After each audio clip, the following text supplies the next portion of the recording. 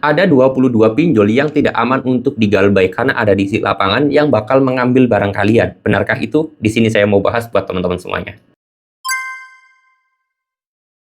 Assalamualaikum warahmatullahi wabarakatuh teman-teman semuanya. Pada kesempatan video kali ini saya ingin membahas tentang ada 22 pinjol yang tidak aman untuk digalbay. Karena ketika kalian itu galbay akan ada DC lapangan ataupun FC yang datang ke rumah kalian untuk mengambil barang kalian dan itu sebagai jaminan agar kalian bayar. Nah, di sini saya mau bahas ya karena banyak yang di kolom komentar video saya sebelumnya itu menanyakan hal itu dan ada juga yang DM ke Instagram saya terhadap masalah 22 pinjol ini.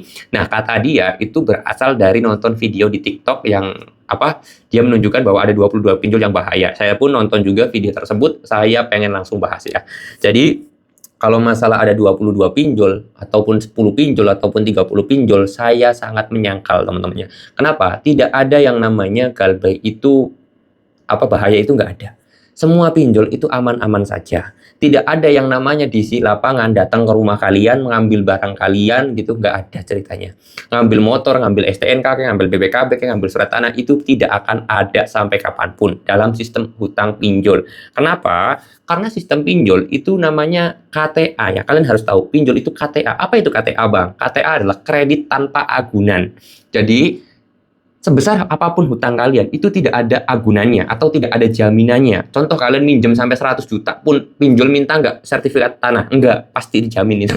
Kenapa? Karena pinjol itu nggak ada agunannya atau nggak ada jaminannya. Berbeda dengan pihak bank. Kalau pihak bank, itu kalian minjem 100 juta pasti ada jaminannya. Atau bahkan 50 juta pun ada jaminannya. Entah BBKB, entah apa gitu kan. Itu pasti ada. Berbeda dengan pinjol. Oleh sebab itu, pemerintah memberikan arahan bahwasanya pinjol itu tanpa agunan, makanya bunganya besar daripada pinjam di bank.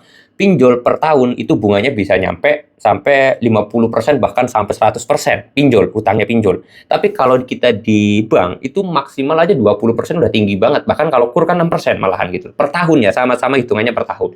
Nah, seperti itu. Nah, pinjol kenapa kok seperti itu? Bunganya besar. Pemerintah itu mengizinkan bunga pinjol itu besar karena memang tidak ada agunannya sama sekali, nggak ada jaminannya sama sekali. Jadi ketika kalian galbay ataupun kalian itu tidak bisa bayar, pinjol tidak boleh mengambil barang kalian. Pinjol nggak boleh menyita barang kalian. Itu tidak diperbolehkan sama sekali. Walaupun hutang kalian ini 100 juta gitu lah.